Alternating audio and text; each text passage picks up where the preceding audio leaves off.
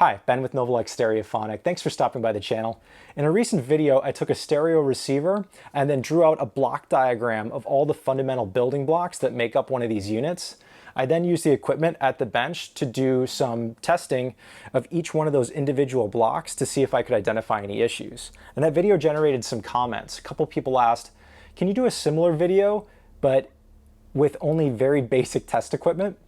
And I thought about it for a little bit and came up with some ideas. I thought maybe we could use a phone with an app as a signal generator and then a digital multimeter to measure some voltages. But at the end of the day, there just wasn't enough data to be gained from those devices to make it a useful test. But recently, this company sent me a variety of small products for evaluation, and this device, the 2C53T, caught my attention. This is a 2-channel oscilloscope, signal generator, and digital multimeter all in one device. It's a little portable package and it's fairly affordable, so I thought this might be a good opportunity to do this type of testing. I just finished this Marantz 2285B. It got a full servicing and it's ready for bench evaluation. So I thought, let's take this thing and see how many of those fundamental tests I can complete with this one single device. So if that sounds cool, stay tuned and we'll see what it can do.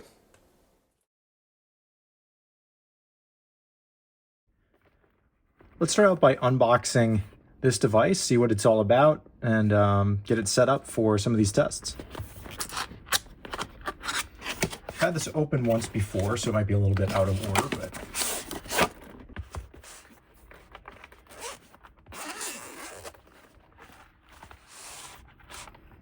okay, so we have a pouch here, a bunch of accessories. We have the manual, QC card.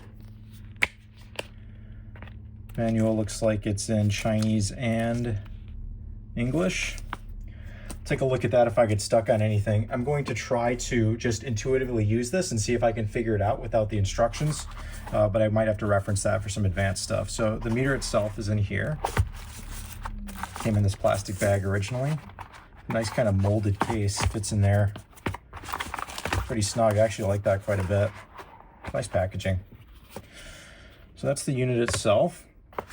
And then let's take a look at what all comes here. So it looks like we have 2 scope probes, 1x, 10x switchable, got a set of DMM leads. This is for the signal generator output, and a USB to USB-C for charging. This will have a lithium battery in it. There's the USB connection here.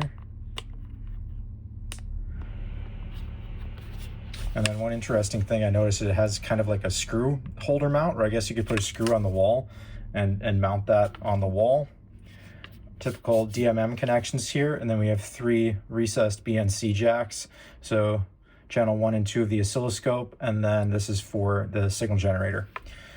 So first things first, I want to get the signal generator plugged into the scope itself and see if we can get a display waveform on the device. And for that, I'm going to use some adapters. I'm going to start out by plugging a BNC to RCA adapter into each one of these BNC connections. Just going to make it easier to interface with the device under test. So for the signal generator, I'm going to add this Y splitter. And then just to test this thing out for basic function, I'm going to split signal into an RCA cable and feed one into each channel of the oscilloscope. So this is just kind of the baseline testing to see what this device does. So I did have to consult the manual and kind of play around with this a little bit. I tried to shoot some content of me just going through it and learning it, but I struggled a little bit. So it does have a little bit of a learning curve, but once you get used to it, it's pretty easy to navigate. So I'm going to do a push and hold to boot this thing up. It starts really, really quick, which I like. Here we can scroll through the various options. We have oscilloscope, signal generator, settings, and multimeter. We're going to start out on the signal gen. So we select it here and push enter. And just one of the nice features about this is instead of going back to that menu, I think it's a push and hold here, instead of going back to that menu and flipping between the parameters here, they gave us a push and hold option. So I can push and hold here, that's signal gen, DMM, oscilloscope is push and hold in the middle. So we're going to go back to the signal gen. When there's a green indication behind this and green here, it means the signal is on. In order to toggle it on and off, it's a push and hold here. So we've got the signal on. For the audio testing I want to do today, sine and square are what I'll be using, and it's nice to have them right next to each other, so the most common ones are very easy to get to. By default, it's set to 3 volts peak to peak, which is its maximum output. I need a little bit less than that for the testing that I want to do, so I push the pause play button, brings me down to the parameters. I can arrow down here, push again to get to the adjustment. And one of the things that I don't necessarily love about this, it only has 0.1 volt peak to peak precision for the adjustment. So I don't think I'll be able to use this signal generator to directly test a power amp. What will happen is if I try to slowly ramp it up with this little accuracy in the adjustment, you'll very easily overshoot the max clipping power and you won't be able to kind of creep up on clipping. But we'll get around that by using the preamp section of the receiver in this video. So for testing a receiver, it should be just fine. I need to adjust this down to 1 volt peak to peak. I would have liked to see a push and hold for a rapid adjustment here. It doesn't have that. I do need to increment down one at a time until I get to 1.0. Not a huge deal. So that's set. And that's really all I need to do on the signal generator. So let's hop over to the oscilloscope. It's a push and hold here. And it looks like it's already displaying my waveform. And let's see what happens when I do the auto. I can see them both, but they're not really centered in the screen and they could be a little bit bigger. Let's see if the auto fixes any of this.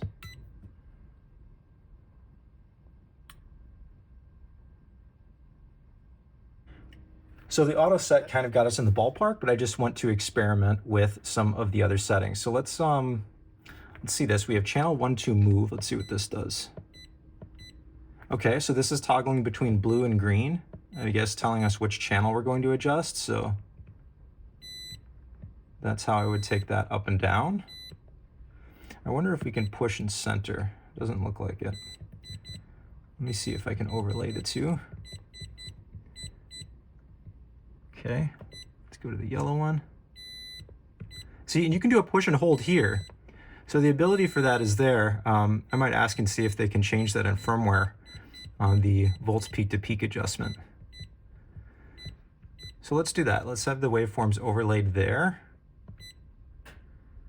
Let's run this again. Yeah, that looks fine. And now I want to take the amplitude and make it a little bit larger. So let's figure out how to change the volts per division.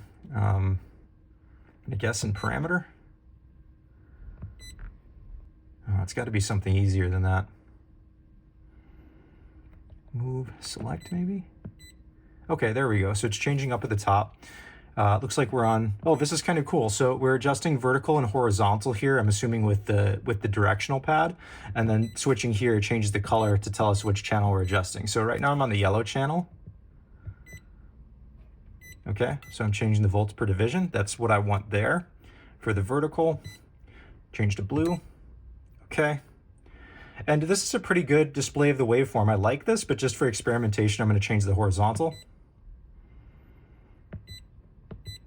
And where this will come in handy is if we change the frequency and we go down to do like a 20 hertz test or something like that, we might have to change this. But this looks good for now. So I'm going to leave it set up like this.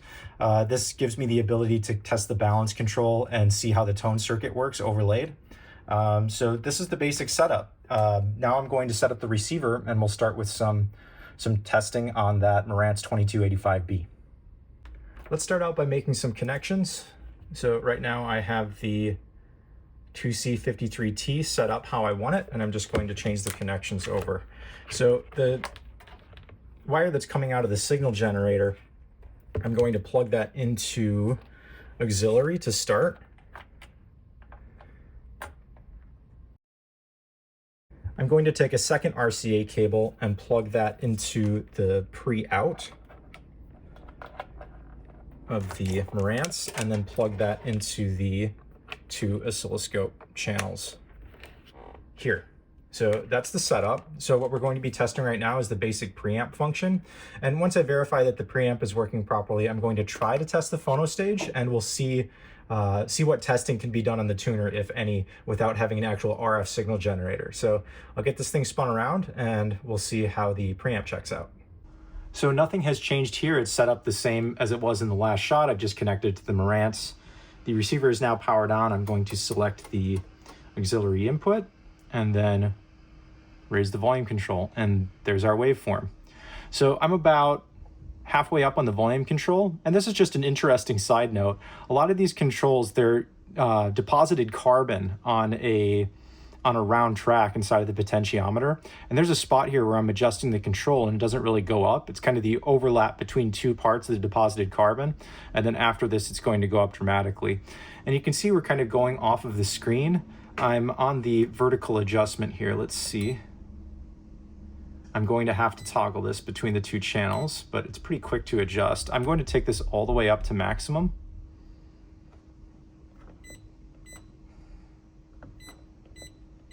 There we go. So we can see both of the channels are overlaid, and I can see the entire range of the control.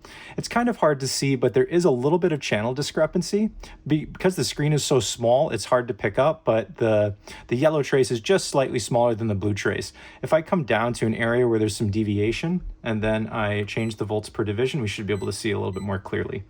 So we can see there the yellow trace is just slightly lower than the yellow trace is just slightly lower than the blue trace in amplitude.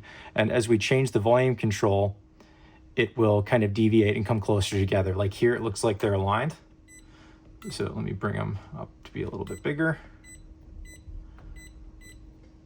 And you see they're much closer there. So what that tells you is there's just a little bit of difference in the volume control in the various ranges. But these levels are so small, it's really not that meaningful. I'm going to take this all the way up again. I'm still getting used to this interface, but it's actually pretty intuitive. Okay, so this is with the volume all the way up. Channels are really nicely converged there. Now I'm going to test the balance control. And I'm not sure which channel is set as the trigger right now. So when the blue channel comes down, it can't trigger it on it anymore. So it starts to shake like this, that's normal. On the other side, when we put the balance all the way to the right and the yellow trace comes down, it will stay stable because it's set up to use the blue channel as the trigger.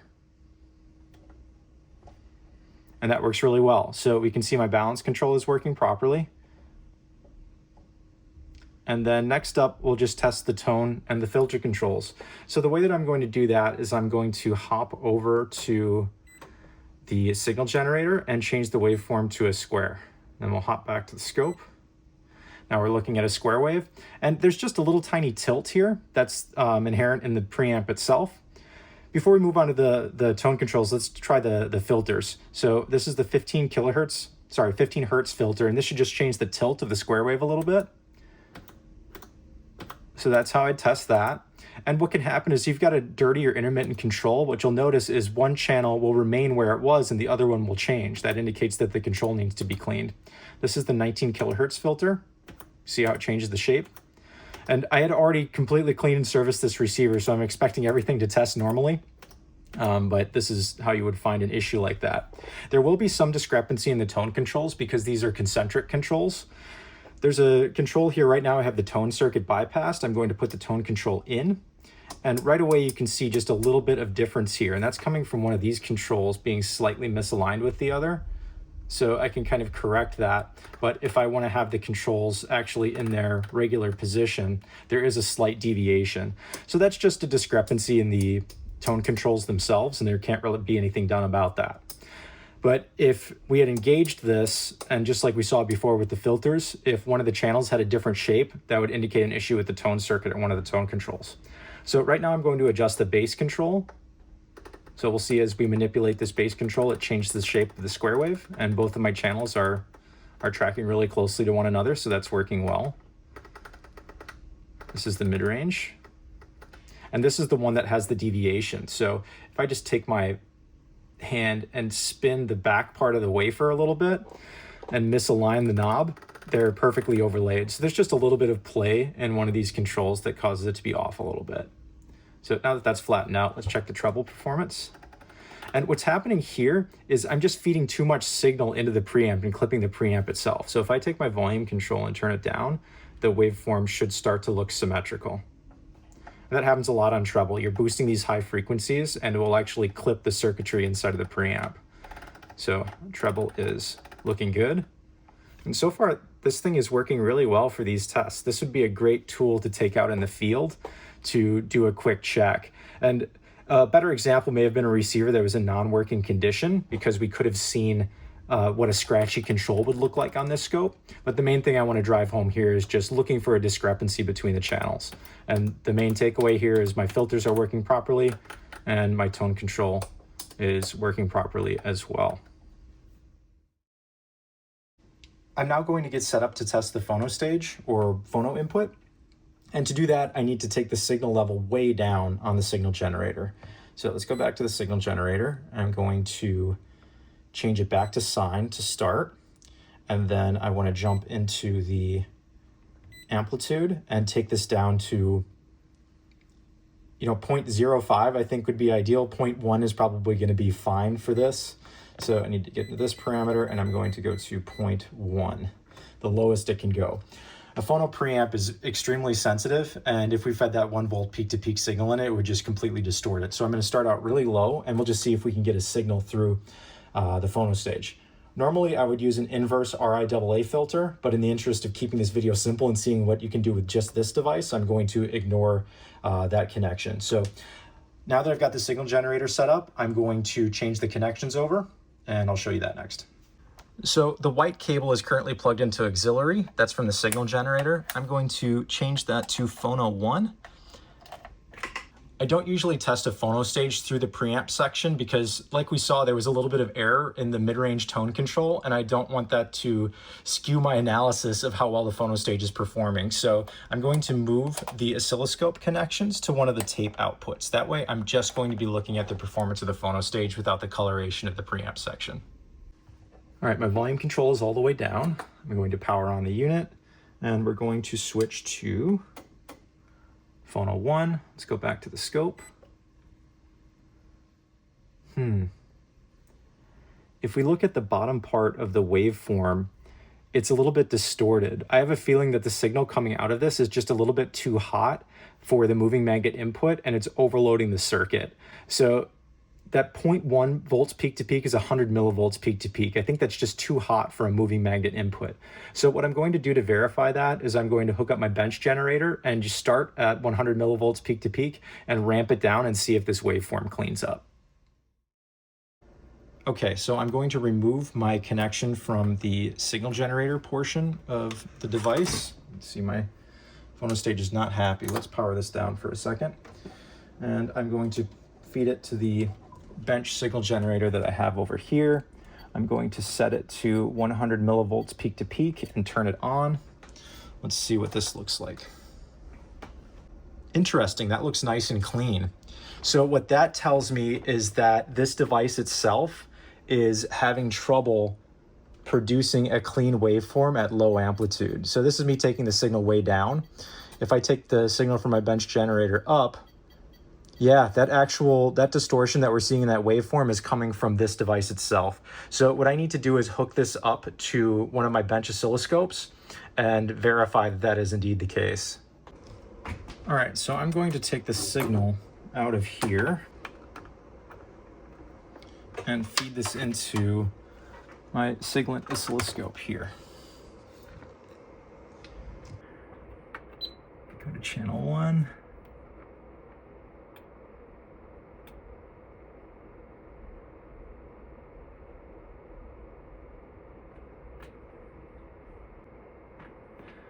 So the low amplitude test signal coming out of the 2C53T is not that great. I'm going to switch over to the signal generator and change its amplitude. And I think as we go up, it's going to clean up. So let me jump in here and just start raising the amplitude.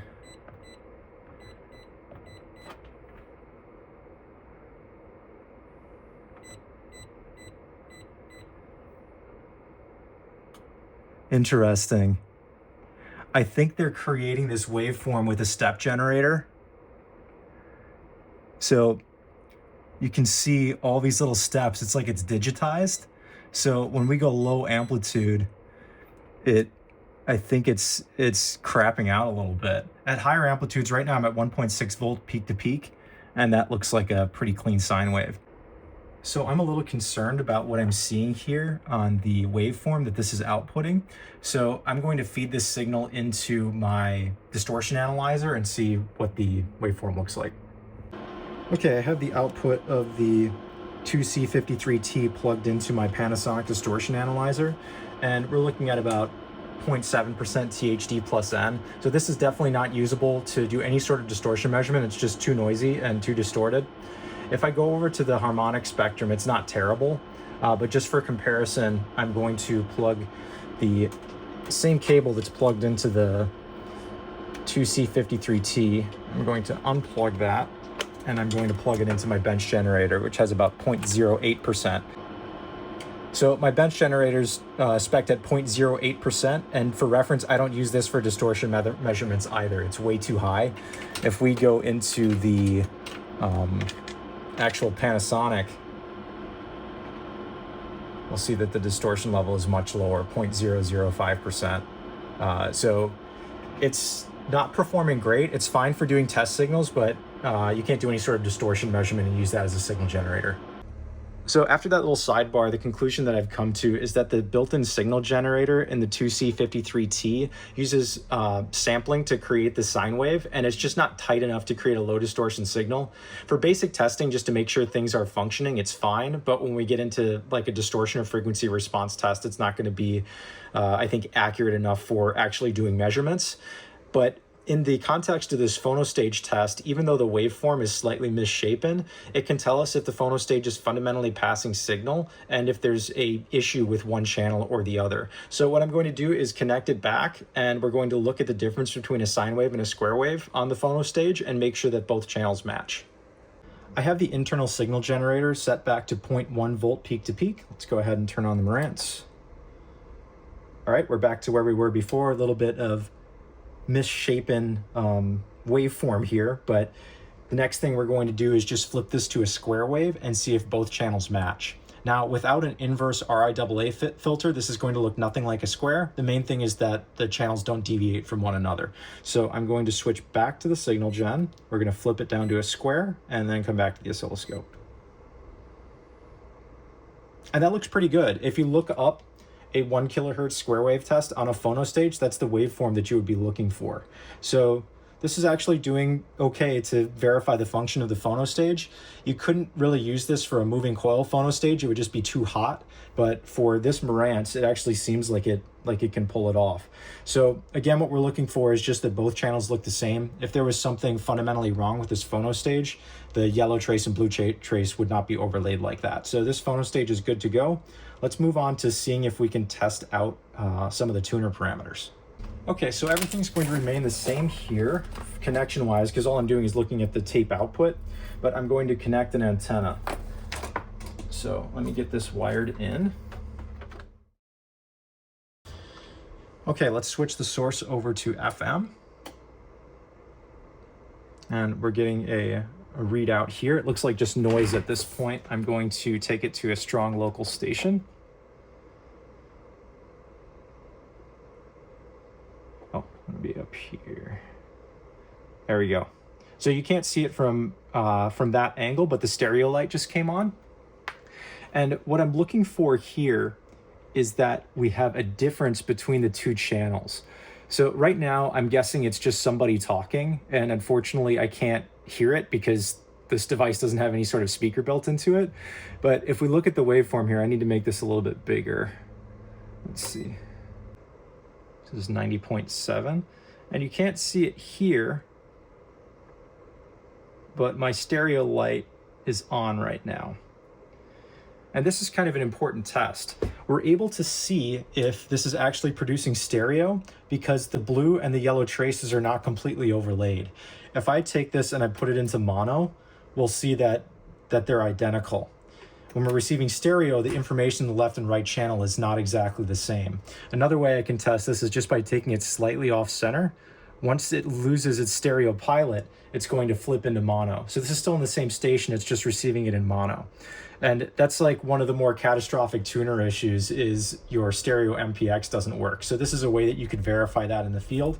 You could of course do this with headphones if the unit is mostly working, but if you were going out to test just a tuner, for example, and wanted to take this along to make sure that it was decoding MPX broadcast, this would be a good way to do it.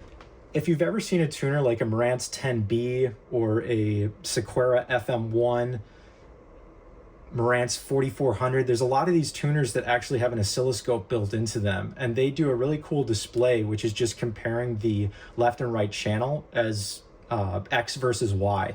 So that's something that can actually be done on this device. Let me go back to the oscilloscope. I think it's in here. Let's toggle this into XY mode. Back. There we go. So that's an XY display of the left and right channel. And the further this display deviates, the more stereo separation there is. So this is just an alternate way to do that test. So let's try the same thing. If I take it down to mono, we just get a straight line. And again, if I deviate from center and I lose my stereo pilot, it'll go out. So this is probably an easier way to test it visually, which is pretty cool. There's not a lot of small devices like this that can do XY mode.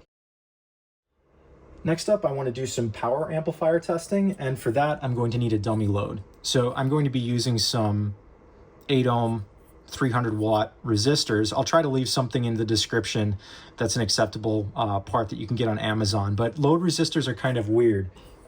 Certain ones don't do certain things well. So for example, this is a wire wound resistor. This is fine for doing an output power test, but it's not good for distortion testing because it causes some issues when measuring at high frequency. So the load that I actually have at the bench is a carbon resistor. They're very expensive and there's not many of them out there. So if I'm going to leave a link, it's just going to be for something for basic testing. So just know that going in, if you're going to buy a load resistor, if you ever see yourself doing distortion testing in the future, do a little bit more research first, because the one that I'm going to be specifying is probably going to be fine for power testing, but not so much for distortion testing. Before I feed a power amp signal into this oscilloscope, I need to make sure it can handle the voltage. So this is an 85 watt per channel rated receiver. I could see us taking this up to 90 or 100 watts if it's capable. So if we're doing that into an 8 ohm load, we're looking at 28.28 volts RMS across the scope input. So let's check the manual and see what it says. It's capable of plus minus 400 volts. So the voltage shouldn't be a problem, but it might go off scale. So we might have to use the 10x probe. But it looks like it's going to be safe. So I've got no problem putting that signal in. One of the other things that I need to check on this is to see if these are isolated channels. So one of the advantages of battery powered scopes is that sometimes they'll have isolated channels. So you can test a bridged amplifier, or you could accidentally switch your positive and negative and it wouldn't cause any damage. When we're dealing with an AC powered scope like a bench oscilloscope, a lot of times all of the BNC jacks, the barrels are tied together at the electrical panel basically. So if you hook your power amplifier channels up backwards, like one with black and red correct and the other one with black and red reversed, you're basically feeding one channel into the other and you could cause some serious damage. So let's check for that quick on this, because a lot of battery powered devices do have isolated inputs. Let's see if this one does. And this does not. We have 0.2 ohms. So these are tied together. Let's see if the generator is independent. It looks like it is not either. So on this one, likely for cost savings, there's no isolation on the input or the signal generator. So we have to have that same concern. The negative has to connect to the barrel part of the BNC connector in both cases, or else we might cause damage to the device under test. So that's something to keep in mind. You can't test a bridged amplifier with this device, and we need to be extra careful about the polarity when we connect this to the load. Okay, let's go over the connections. So I'm going to be starting from scratch again with this. We're going to start with the signal. I'm going to feed the splitter into the output of the signal generator. And this time is going to go into the auxiliary input. I don't want to feed this directly into the power amp because there's not enough precision in the sine wave generator. So this is going to go into the auxiliary input, and I'm going to use the volume control to actually change the level to the power amp. So that takes care of the connection for the signal. Now for the speaker output, I'm just going to use some bare wire cable and hook it up with some clip leads. So on this one, I have a red striped one that's going to go in the positive, and then the one that's not marked, I'm going to put in the negative. Right now the receiver is off, it's unplugged while I'm doing all of this. In this whole next portion of the video, you need to be very careful and understand what you're doing. If this is your first time trying to do an output power test, I would maybe try to find a friend that has some experience with this type of thing and take you through it, because this is a high risk thing. You could cause some damage to your power amp if you're not careful about how the connections are made. So proceed at your own risk here. Next up, I'm going to connect the loads. So I'm going to put a black alligator clip on one side of each of these and a red on the other.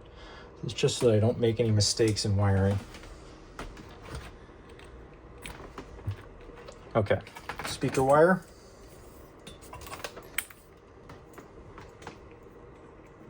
Going to take the red striped wire and connect it to the red alligator clip on one channel, black to the other one. I'm going to put this somewhere where these aren't going to short together. Same thing on the other side.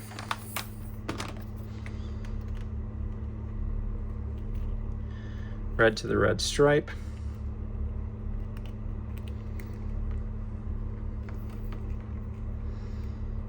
Black to the unmarked lead.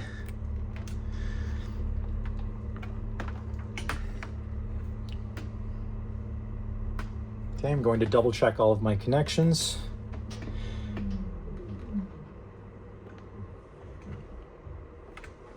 Everything looks good. So for this next part, I'm going to pull out the probes. I'm going to start on 1x just out of curiosity, but we'll probably need to use the 10x setting on these. So I'll have to unplug my little BNC to RCA adapters.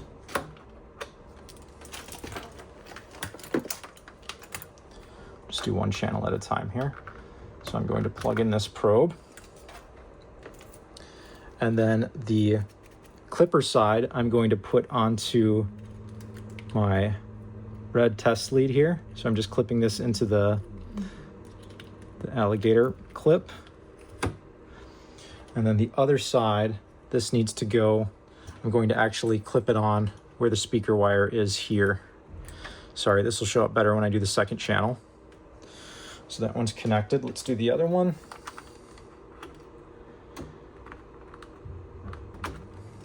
Okay.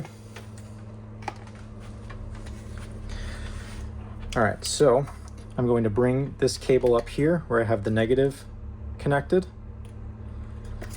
And I have that connected there.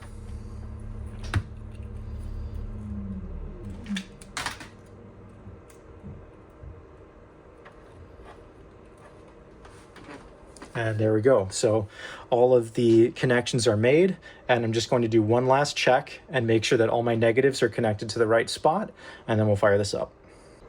So for this first test, I'm powering up on dim bulb just to check that everything is connected properly. I'm getting the waveform on the oscilloscope before I go crazy and test the actual output power. So I have it selected on auxiliary, my speaker output is on, and I'm just going to rotate the volume control a little bit, and we can see this waveform starting to move. If I look at my dim bulb, I'm still looking fine. All right, so let's try. I need the adjustment of the volts per division. So where do I go here? Select. Here we go.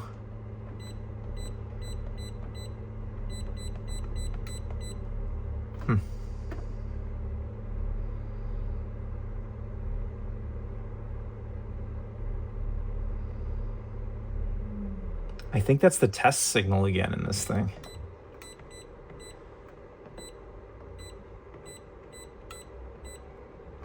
So strange. Yeah, so right now I'm looking at the output of the power amplifier, but I'm getting this clipping on the input, and I think it's probably related to that signal generator again. Oh, well, that's probably my answer. Let's turn this down, and I'm going to take the amplitude up. Let's go to here, down. Let's get it back to 1 volt peak to peak. Let's see if that looks better. Okay, much better. So this thing's definitely clipping the waveform at low power levels. And one interesting thing, because it went and moved to the top, that's telling me that this is an inverting amplifier, which I think is documented elsewhere. These things don't maintain absolute phase for some reason, these Marantz 2285 and some of the other ones from this series. Okay, so we're all set to do a power test now. We can see that deviation in the volume control is accentuated when we're testing here. And as I raise this up, I'm just looking at my dim bulb over here, and I'm seeing it start to get bright right about there. Let's see just where we're at here out of reference. I'm going to adjust these down. And this should have measurement built right into it. So it's measuring 5 volts peak to peak. I want to change this to RMS so that it's easier for us to do an output power calculation. So let me check out the parameters here. And looks like there's a VRMS setting. Let's see if I can get over to that. I'm going to turn off peak to peak. I don't need that for right now. Let's go to volts RMS. How do I get down to the other channel? Frequency, I don't need duty cycle. I can turn that off. Why can't I get down to channel 2?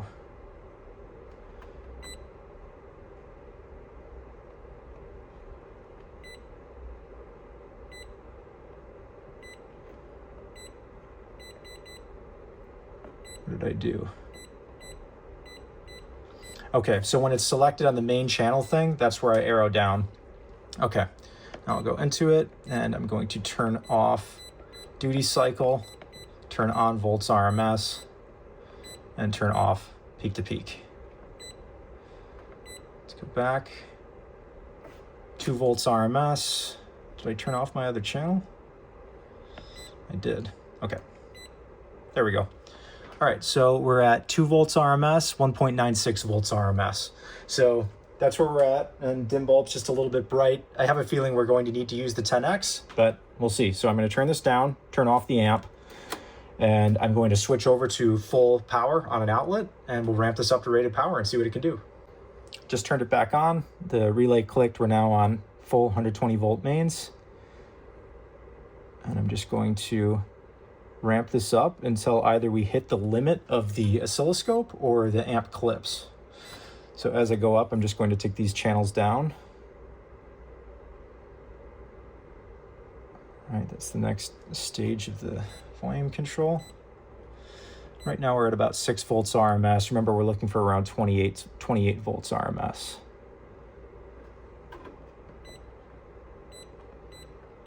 Yeah, so we're gonna end up maxing out the scope, so we'll probably need to go to 10X. Let's see just how high we can get. Yeah, so we're basically getting to where we can't see the waveform anymore on the oscilloscope before we get to the level where it's clipping. So I'm going to need to flip the probes into 10X. So I'm gonna do that, and we'll come back and test again. Okay, so since we have the 10X, now we need to multiply this. So again, we're looking for around 28 volts RMS, so that should be around 2.8 volts. It's kind of hard to see on this scope, but we are clipping there. At the very top there, it's starting to flatten over, and we're probably functioning well right there. And it's saying 2.7 volts RMS, 2.72 volts RMS. So right now this is going to be getting pretty hot. I'm going to turn off the signal from the signal generator itself. Let's see, I have to remember how to do that here. Interesting, that sent the amp into protection momentarily. All right, so toggling off, there must have been some sort of DC spike. It caused this to go into protection for just a second. So I just turned down the volume control instead. What I'd like to do now is measure at the load with the actual multimeter built into this and see, because this is one thing that you can't really do with a regular oscilloscope, is measure voltage with a multimeter function.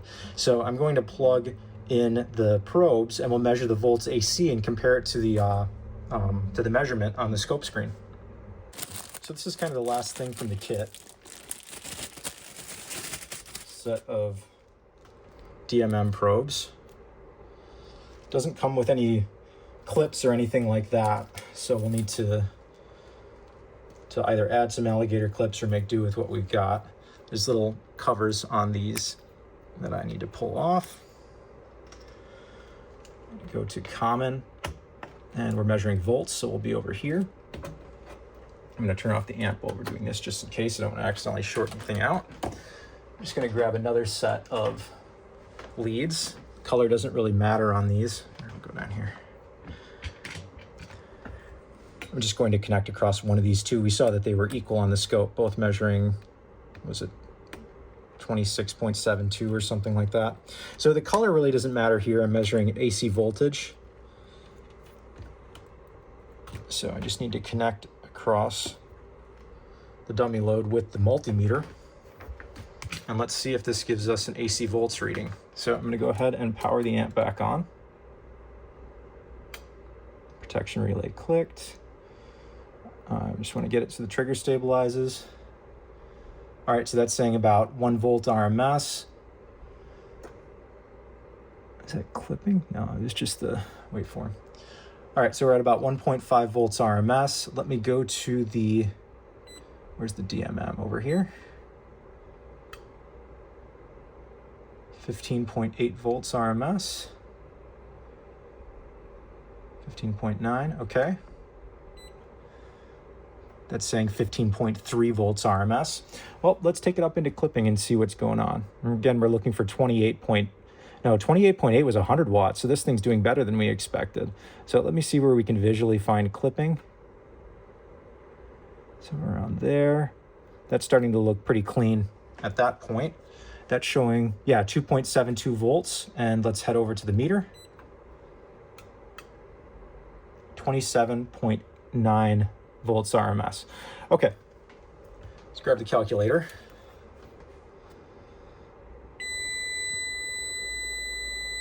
Excuse me. So that was interesting. I don't like that one bit. So what happened there was, since this is an auto mode, as soon as I turned off the signal and there was not an AC voltage there, it went into an ohms check, and it was beeping because it was close to a short, because I'm across an 8 ohm load, which is measured as 10 ohms, oddly. So I want to see if I can lock this into a voltage measurement. Let's see if there's is there a mode button? There, volts. Hopefully it will stay put now. Let's see.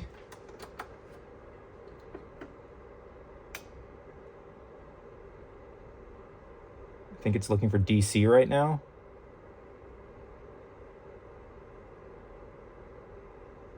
Yeah, I don't know why it's stuck on DC. Is there a parameter? Millivolts. I want AC volts. Okay, I found it. That toggles me into AC. So if you're going to do this type of measurement, you definitely want to be locked. So before this started in auto, and it was measuring resistance. So I want to go into manual mode, select volts. Let's go to resistance. I do not want to be in auto. Okay, DC volts, switch it to AC. All right, now we can do this again.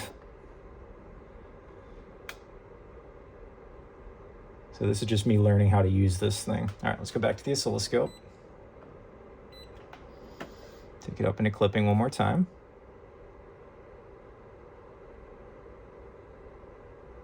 Right about there, 2.72 volts. Let's go back to the meter.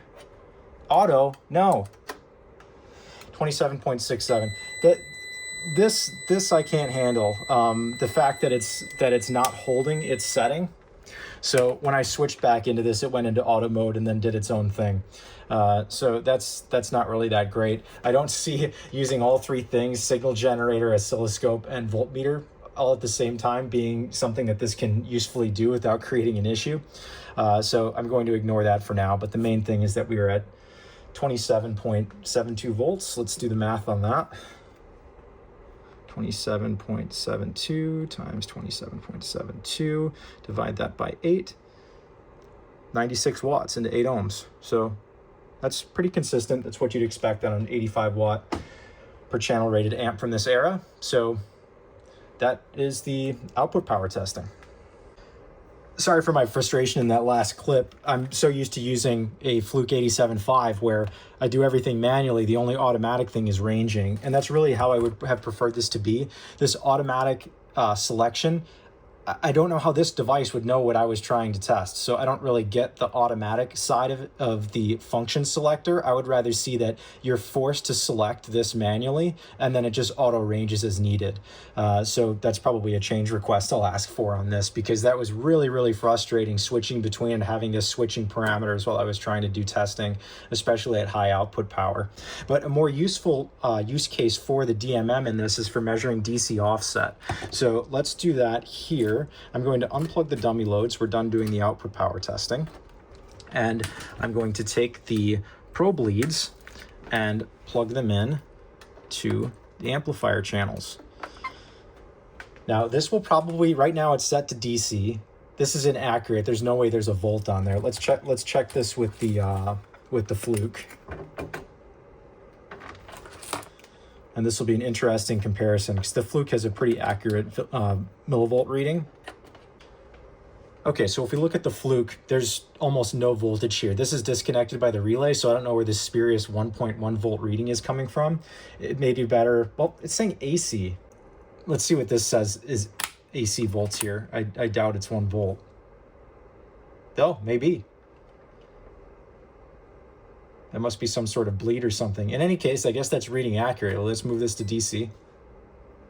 Oh, I have to go to manual first. All right, volts. Now it's in DC. That's showing what I would expect. Okay, let's power this on and see what the DC offset is like. So we're just looking at the speaker output jacks. All right, so the protection relay clicked. We're looking at 25 to 30 millivolts on the output on the Fluke. I have a feeling this is outside of the range of this meter. Let's check the manual. I'm going to hook this up to a bench supply and see how low it can go. The 2C53T is now hooked up to my bench supply. I'm outputting 30 volts DC. Let me just ramp this down a little bit at a time, and we'll see where it craps out.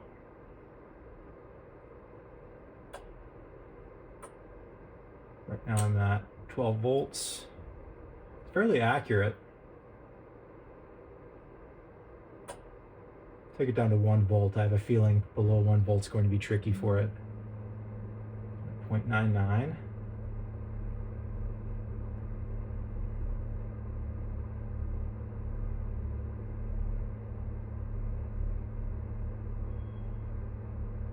Okay, now we're getting down into the tens of millivolts.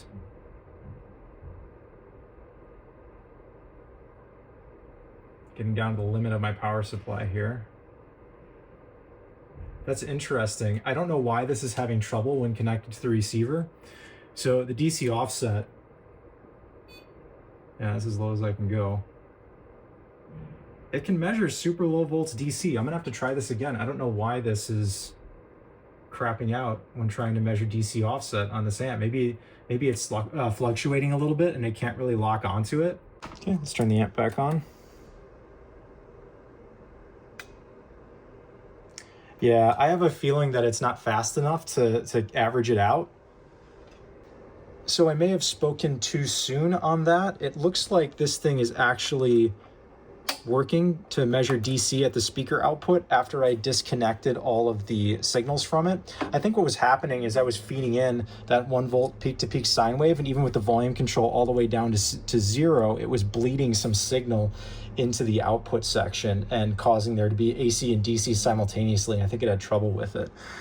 So it's showing absolutely 0, which is not quite correct. Let's see what it says on the other channel. I think it's probably not super accurate in this range. Let's see what we have here. Yeah, it's showing 1.5 millivolts basically of DC offset on that channel. And then on this channel, it's showing basically nothing. Yeah, fractions of a millivolt. So it is actually working as a standalone multimeter if I'm not feeding an extra signal in, but it's still not super impressive as a DMM, and I still don't like the user interface when using all 3 functions together simultaneously. Okay, so what do I really think of this thing? Well, I really think about this kind of like I would a Swiss Army knife. It's convenient to have all the tools in one package, but the scissors, the pliers, the file, none of those tools built into the Swiss Army knife are going to be as good as a single tool designed for that specific purpose. So for the signal generator portion of this, we saw that it was built out of kind of a sampled sine wave, and you could see the steps that added some distortion, and at low amplitudes it clipped a little bit at the bottom. It also doesn't have enough granularity to do a precise test of a power amp by itself. So even though the signal generator worked and was able to do some basic functions, it didn't have the performance in order to do all of the testing that I would have liked to. I also got pretty frustrated with the DMM because of its auto function select feature. I'm fine with auto ranging, but this thing was flipping back and forth in between ohms and volts readings when I turned things off, and I really needed to have it locked into a specific function. And that might be able to be something that is fixed with firmware. Another thing that I was looking forward to is I was hoping the channels would be isolated. So most battery-powered oscilloscopes, higher-end models like Flukes, will have isolated inputs, and you can kind of probe anywhere within the circuit. You're not going to short anything out.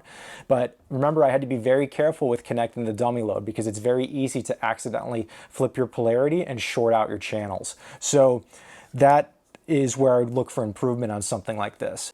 So some positives. When we did the tone control test, it worked very, very well. When we did the square wave and manipulated the various tone controls and saw the waveform shapes change, that was excellent on this. So that'd be a great way to identify if your tone circuit, your filters, your loudness control, if all that's working properly. So I was really happy with the square wave functionality and how that worked on the scope. I also really liked what it did when we did the FM tuner test. I could clearly see when stereo was being activated, especially in XY mode, so that was a strength. When we did the output power testing, it was okay. The measurement on the screen was pretty good. When we changed it over to volts RMS, the measurement kind of matched what we saw on the voltmeter, so you can actually use the measurement inside of the scope to do an output power test, but it was pretty hard to see when it actually started to clip. But it is technically possible to do an output power test with one of these. So it had a lot of positives, also a lot of negatives, but at this price point, I think it can potentially be a really good tool. So, will this replace anything at my bench? No, it won't. And it goes back to the example of the Swiss Army knife. Each one of these pieces of test equipment up here is specialized for a very unique function, and they're very good at that. I've taken many years to pick these devices. They're not the best in the world that's out there, but for my application, they get exactly what I need to do done. This is not going to replace any of those components, but what it will do is make a very good field device for me. So if I'm going out to a service call, it's a way that I could bring something small with me and do a quick diagnosis without carting around an oscilloscope and a signal generator, which I have done in the past, and it's such a pain to bring this stuff back and put it back into the bench, so I would have liked to have something like this for a service call like that. So for me personally, it's not going to replace anything here, but it's something that I can keep around to take with me in the car when I'm going out to buy stuff or go out to service calls. Now for a beginner, this could be a great starting point. Gets you a signal generator, a 2-channel oscilloscope, and a DMM in a very small package for an affordable price. So this could be a good entry-level device that you could start out with. You could use it as a signal generator or use it as an oscilloscope. You could buy your own signal generator later, separate from this. But that's it has potential, and also with the ability to do firmware updates on it, some of the issues that I had with it might be fixed in the future. So all in all, it's a fairly useful device. It's not something that a professional technician is going to use, but it has its place. Thanks for stopping by the channel and checking out this video. If you enjoyed this content, I'd invite you to like and subscribe, and we'll catch you on the next one.